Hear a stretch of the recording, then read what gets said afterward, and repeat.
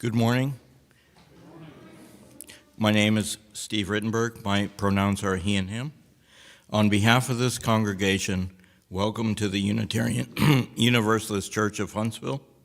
We acknowledge that we're on the traditional territory of Native tribes. Whether you have joined us online or you are here in our sanctuary, we're glad to have you with us in the sacred time we choose to be together. We are an open community of learning, caring, and justice-making. You are welcome here, every part of you, just the way you are. Our congregation is served by our minister, Reverend Jamie Dingus. She is available by contacting the office for pastoral care and to answer questions about Unitarian Universalism. If you're a newcomer, please sign our guest book in the foyer to receive our weekly email newsletter. Please also take a moment to silence your electronic devices. Hearing assistance devices are available in the foyer if needed. If you have a joy, sorrow, or important milestone that you would like to share during our Circle of Candles and include it in the pastoral prayer, please write it down on one of the white cards in the pew in front of you and place it in the offering basket. For community news, check our email newsletter, Facebook page, printed announcement insert, and website.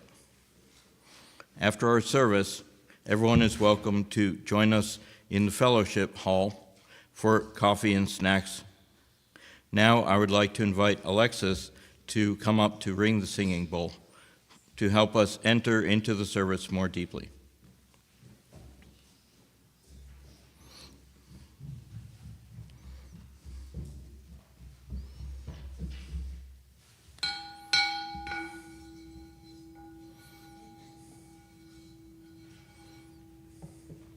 Thank you.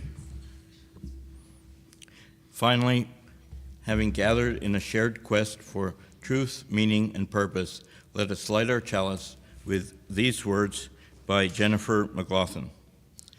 As the first hint of green begins to peek through the barren ground, as that little sprig grows into a healthy stem, and that stem grows into a stalk and forms a bud, as that bud opens with each new day to form a yellow daffodil, let us be like that first hint of green, renewed by the warmth of the sun rays, and ready to emerge with a new energy, ready to face the day. We light this chalice to bring a glimmer of that warmth into our space.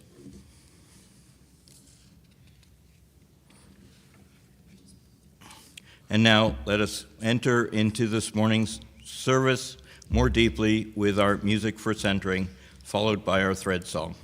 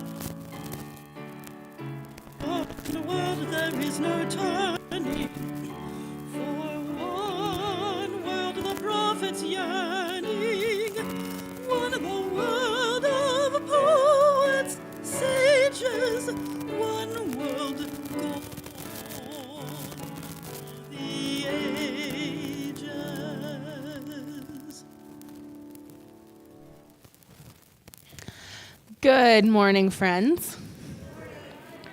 Welcome in. My name is Reverend Jamie Dingus. My pronouns are she and her, and I serve you here as the minister of the Unitarian Universalist Church of Huntsville. I am so glad that each of you have chosen to spend your Sunday with us. All of who you are is deeply welcome here. I invite us now to center into this time of worship more deeply with these words by UU pagan Lynn Harrison.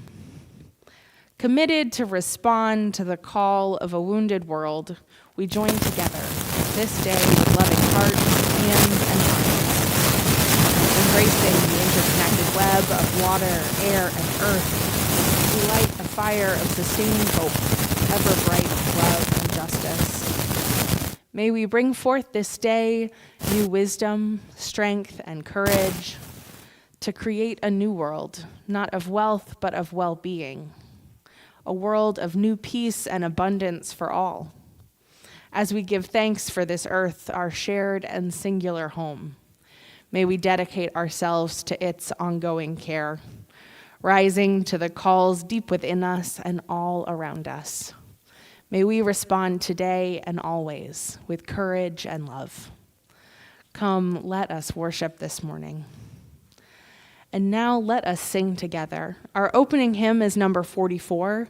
We sing of golden mornings. This hymn reminds us of our deep interconnection and of the blessing that is our beautiful earth. Please rise in body or in spirit to sing with me number 44.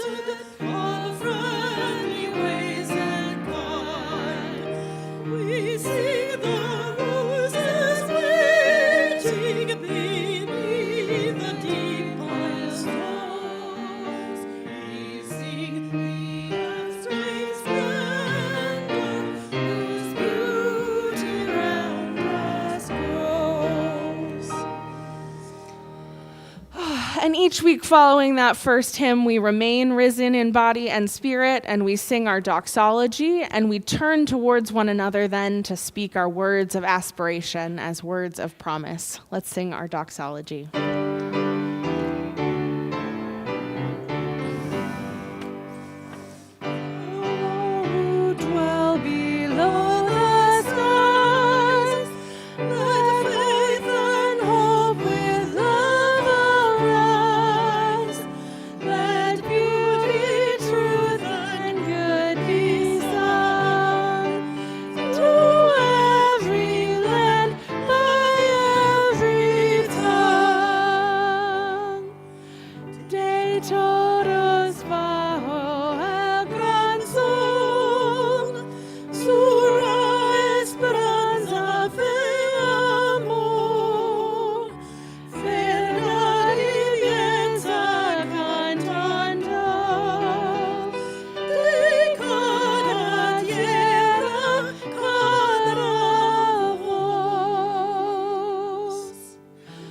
May love be the spirit of this church. May the quest for truth be its sacrament and service be its prayer. To dwell together in peace, to seek knowledge and freedom, and to help one another in fellowship. This is our aspiration. You may be seated. And now I'd like to invite my friend Kristen Warrington, our Director of Religious Education, to come forward. And I'd also like to invite any children and youth who'd like to come forward with Miss Kristen to hear our story for all ages this morning. You can feel invited and encouraged to come on up.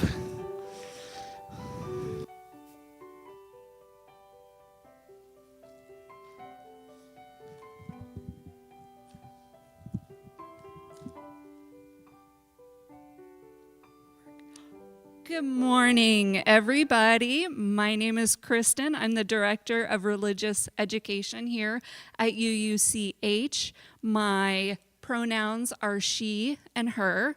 And today, well, wait, hold on. I got to make sure. Does anyone dislike trees? Because there is a strong tree theme in this book. You don't like trees. Okay. Well, forgive me, but I must read this story.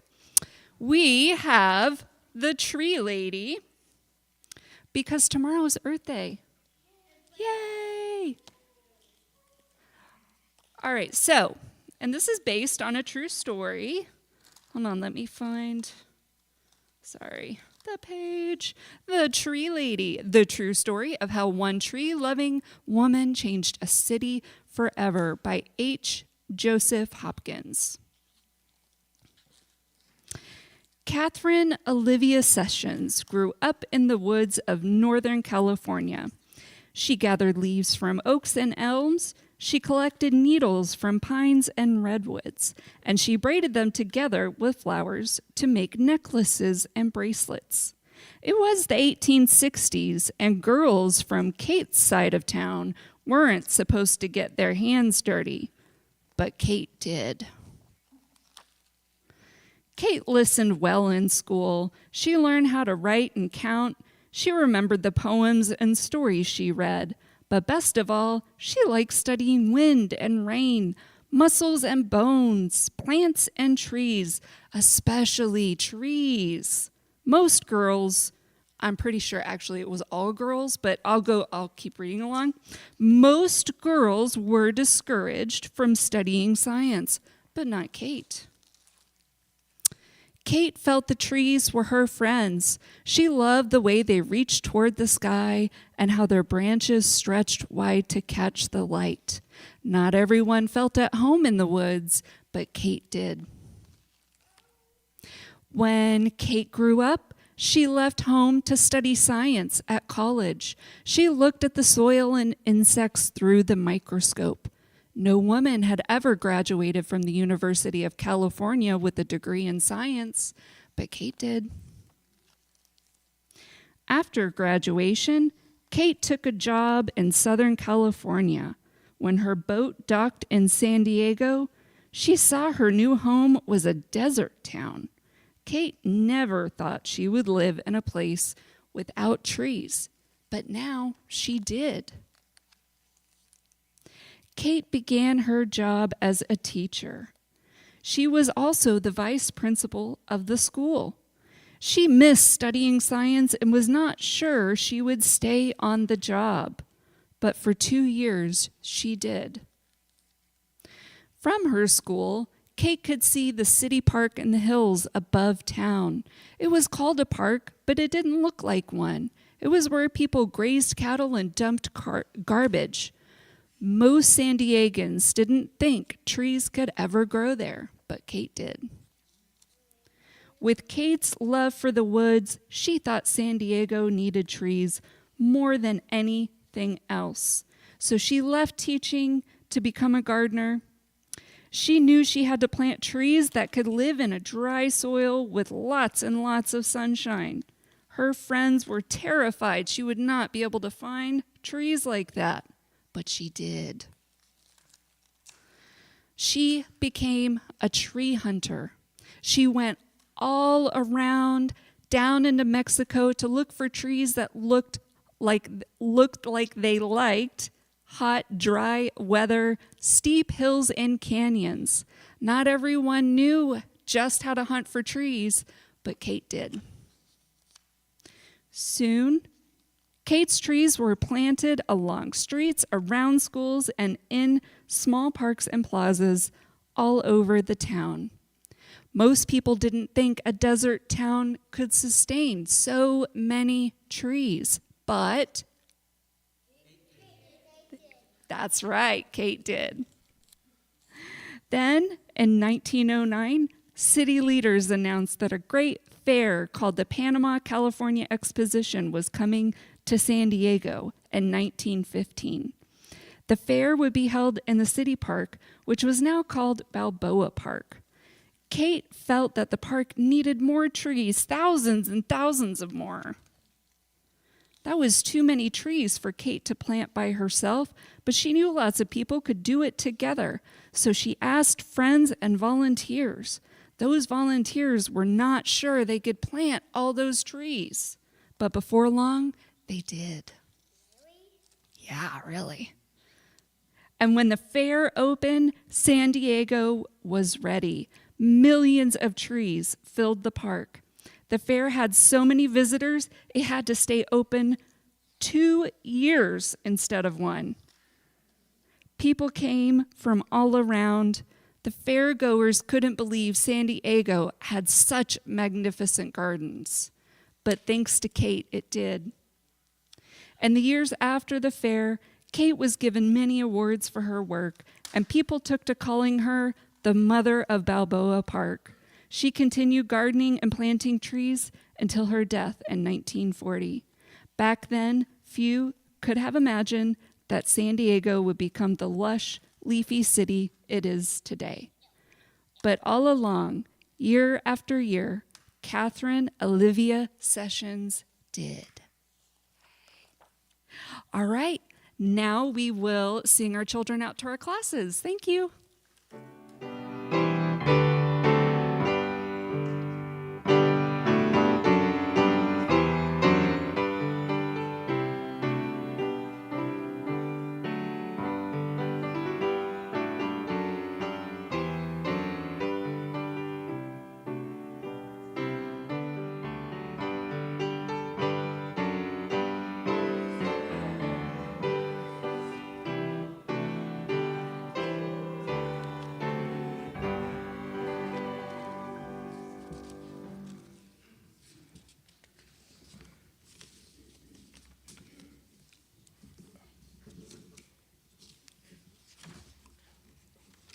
UUCH's mission is that our ministries will foster lifelong spiritual seeking and growth, strengthen community, support social justice action, welcome diversity, and let people know we are here.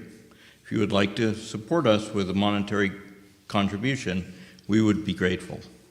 Your generosity helps us to keep the utilities on, maintain our buildings and grounds, especially on today, day before Earth Day, run our various ministries, pay our staff a fair wage, and support organizations that share our UU values.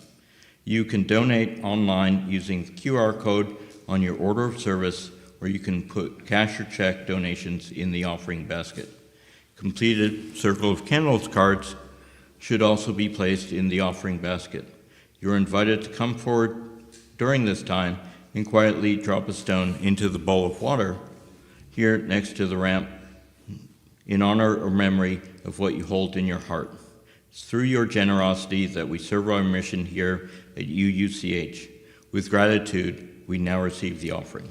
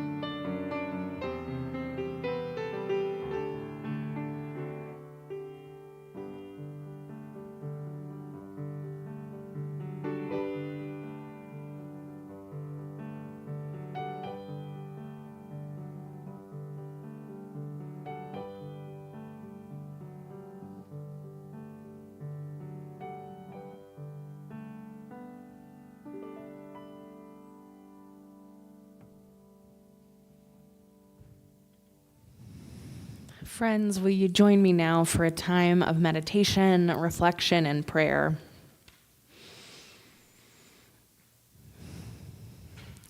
Spirit of life, great love, bending our universe toward justice, be with us in this time where we hold joys, sorrows, prayers, blessings, wonderings for our world, both in our hearts and in this space that we share.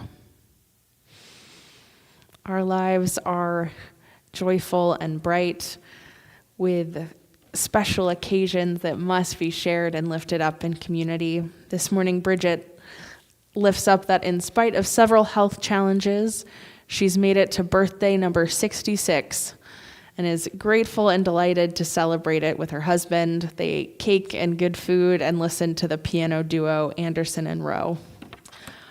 Happy birthday, Bridget. And we hold alongside our joys for each other, joys for celebrations, our sorrows too. For those we know who are ill, for those we know who are in times of transition, for those we know who are struggling, we hold them in our hearts as well. And for all that is silent and unshared among us, we take a few breaths together.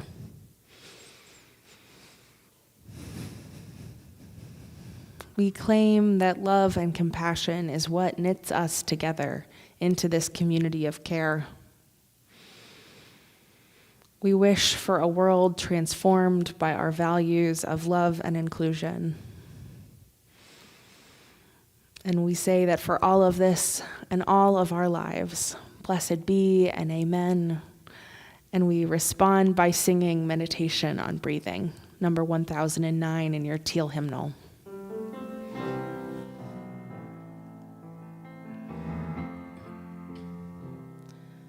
When I breathe in,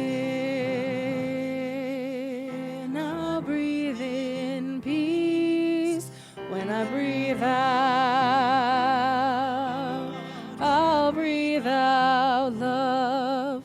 When I breathe in,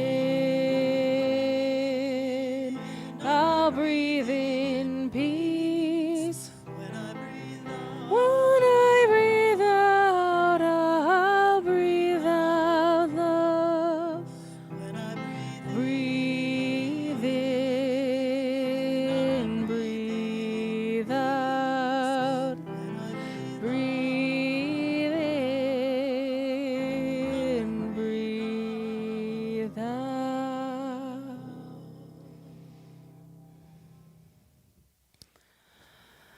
I offer Earth, Teach Me to Remember, a prayer from the Northern Ute people. Earth, teach me stillness as the grasses are stilled with light. Earth, teach me suffering as old stones suffer with memory. Earth, teach me humility as blossoms are humble with beginning. Earth, teach me caring as the parent who secures their young. Earth, teach me courage as the tree which stands alone. Earth, teach me limitation as the ant which crawls on the ground. Earth, teach me freedom as the eagle which soars in the sky. Earth, teach me resignation as the leaves which die in the fall. Earth, teach me regeneration as the seed which rises in the spring. Earth, teach me to forget myself as melted snow forgets itself. Earth, teach me to remember kindness as dry fields weep with the rain. Earth, please teach me. I'd like to invite you once again to rise as you're willing and able. We're going to sing our middle hymn, and the tune is familiar. You can find the tune on 318 in the gray hymnal, but it's called Finlandia, and I bet it'll spark something in your memory. The words are written by our friend John Jeter, and they are in the insert on your order of service. Let's rise in body and spirit and sing.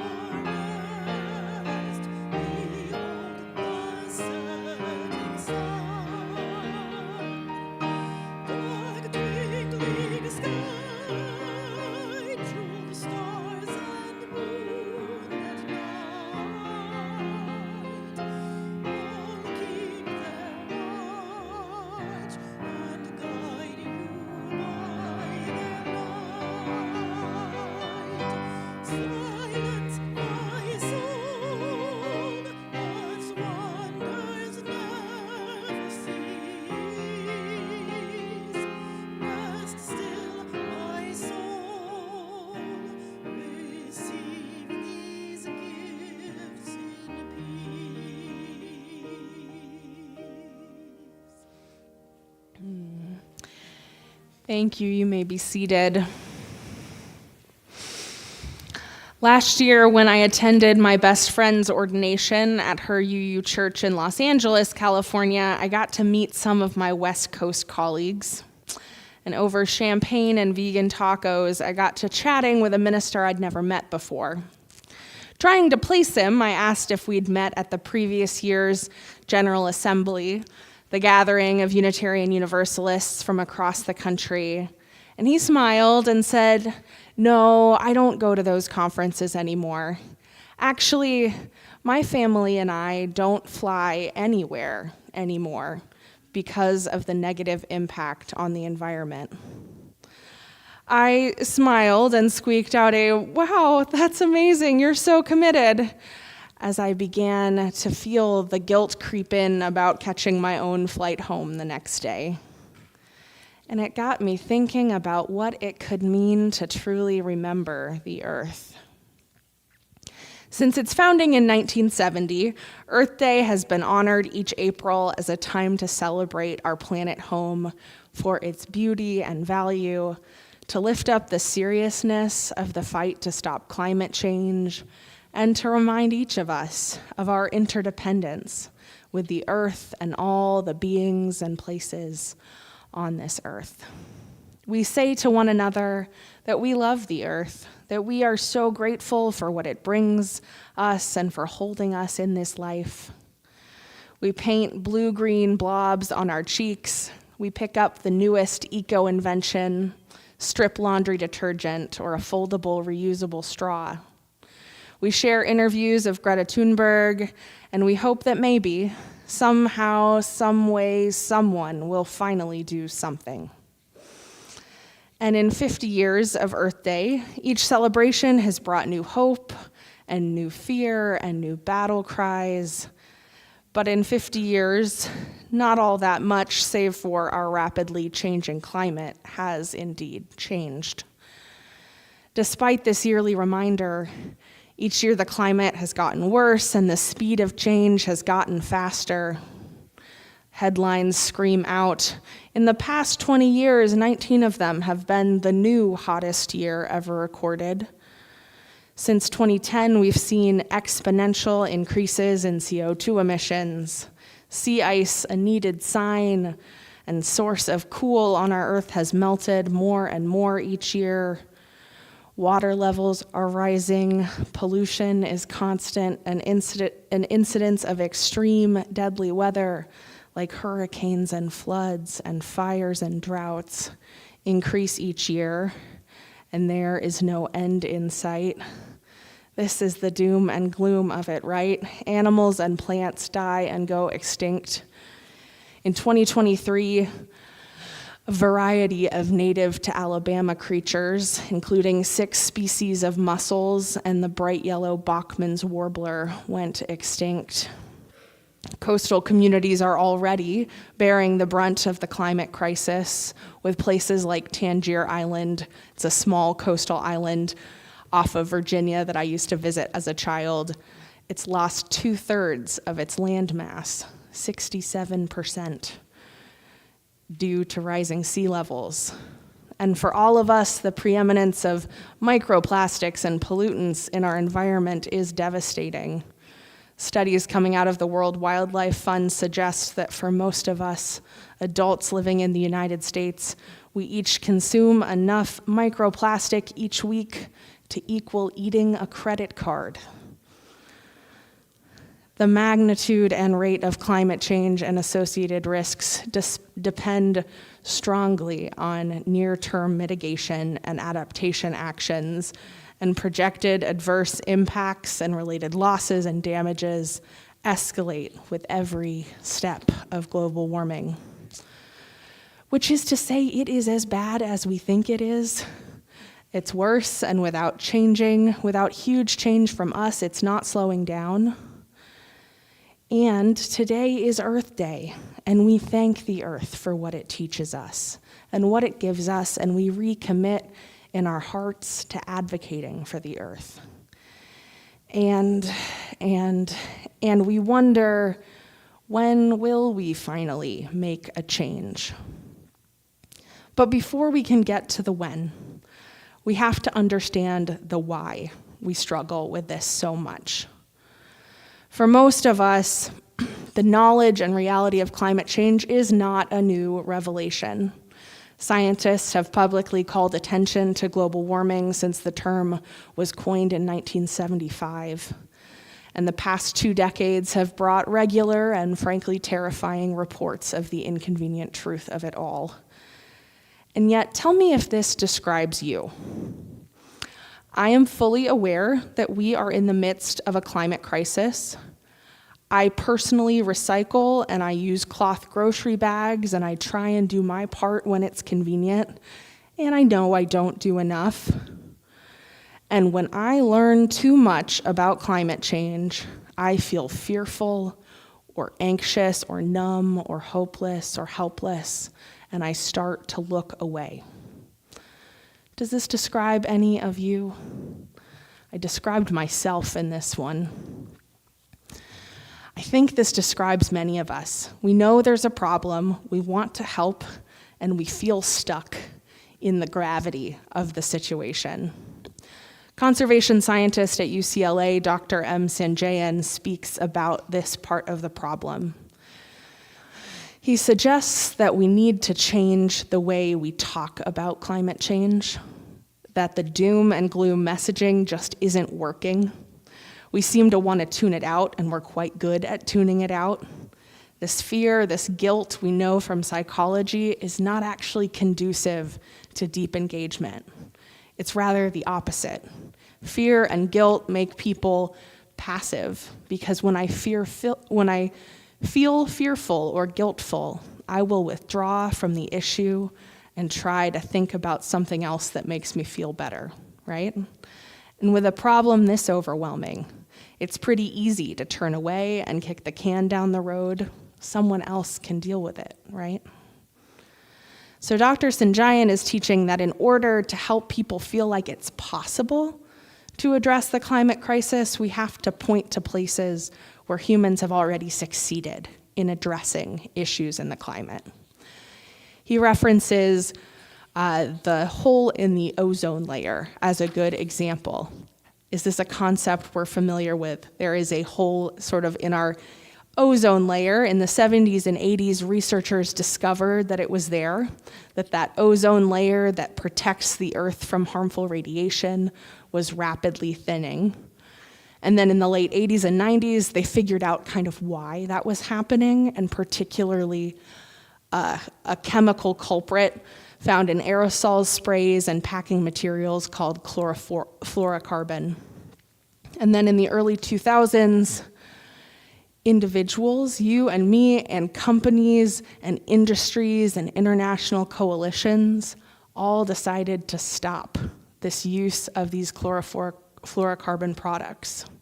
And though it's not entirely healed yet, the hole in the ozone layer is healing, and it's on a trajectory to be back to pre-1980s levels by 2050. Earth, teach me courage. Earth, teach me to know my limitations, and yet to be humble and brave anyways. Earth, teach us regeneration.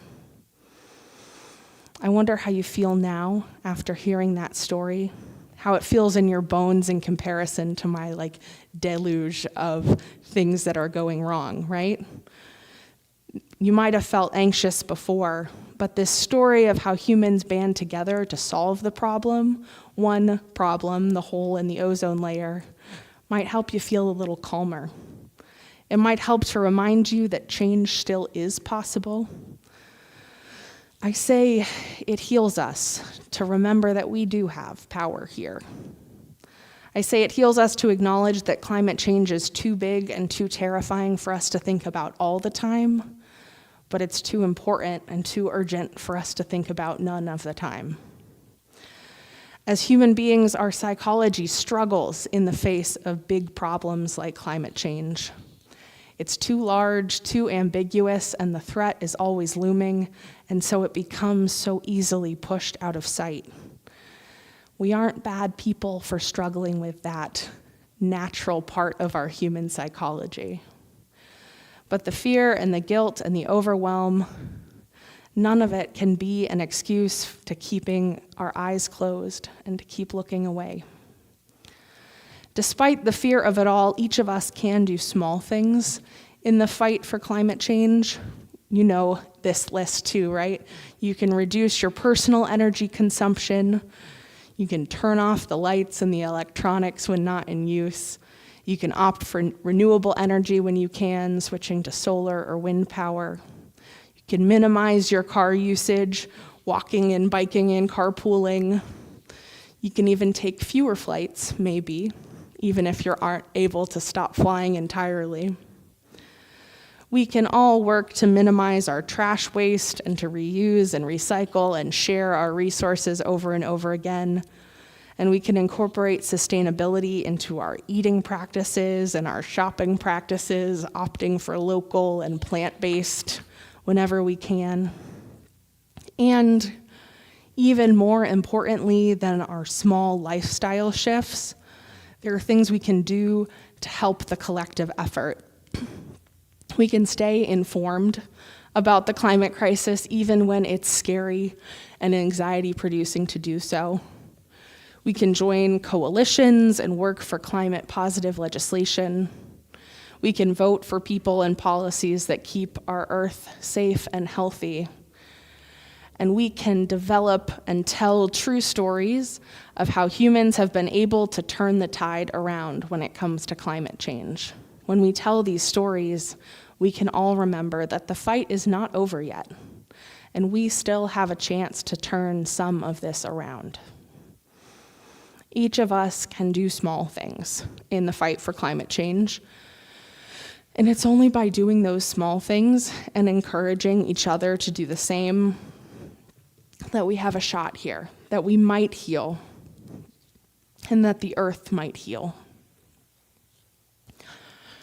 Robin Wall Kimmerer is an indigenous botanist and author of the acclaimed book, Braiding Sweetgrass. She writes, "Action on behalf of life transforms, because the relationship between self and the world is reciprocal. It's not a question of first getting enlightened or saved and then acting. Instead, as we work to heal the earth heals us." Beloveds, you do not need to be perfect to be helpful to the earth. You do not need to deny yourself more than you can bear. You do not need to torment yourself with every horror and every headline that reminds you of this urgent pain. Instead, you need to remember the lessons and the wisdom of the earth in all you do. As we work to heal the earth heals us. Let go of the shame, the guilt, and the fear of being not enough. Look for the stories that remind us hope is not only possible, but it is a necessary tool of resilience. Use these stories to encourage others to get involved, because we cannot do this alone. Do what you can, and when you can, do a little bit more. There is no quick fix here. There is no guarantee. There is just you and me and all of us on this beautiful and broken planet, trying to heal each other, trying to heal the world. In the end, it'll be worth it. Let's keep trying. Blessed be and amen. And I'd invite you to rise once more for number 207, Earth Was Given as a Garden. Let us think of this garden of earth as we work to end climate change. Let's sing number 207.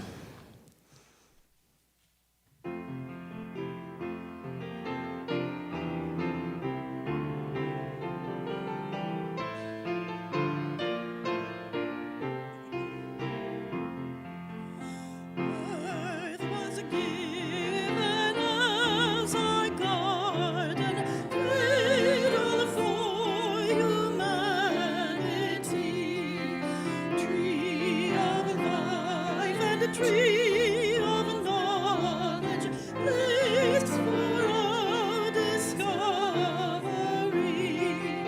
It was a home for all your creatures, born on the land and the sky and the sea, all created in your image, all to live in harmony.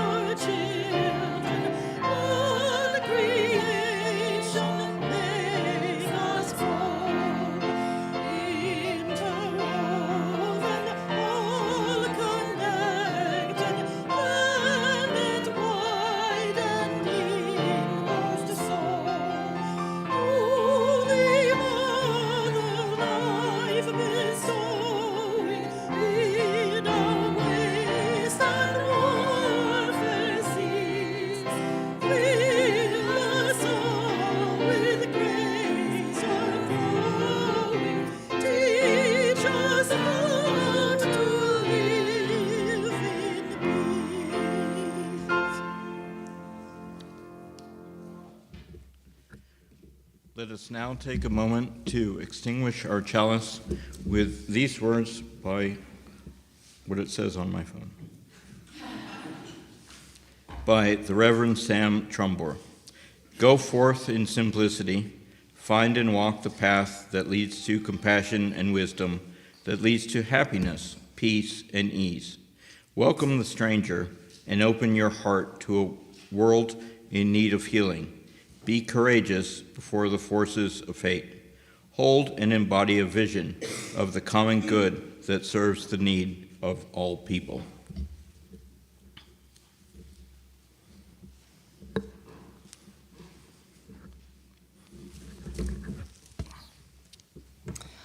Thank you, Steve. Friends, our worship service now comes to a close. I will be at the back of the sanctuary to greet you, and you're invited to stick around after our service for coffee and conversation and snacks. As a way to make conversation, you might ask someone new if they've heard any positive climate news lately, something you can share as a good story. Now let us leave this sacred time with these parting words from Unitarian Universalist minister Edward Everett Hale. I am only one, but still I am one. I cannot do everything, but still I can do something. And because I cannot do everything, I will not refuse to do the something that I can do. In that spirit, may we go in peace. Amen and blessed be. Let's sing our rite of community.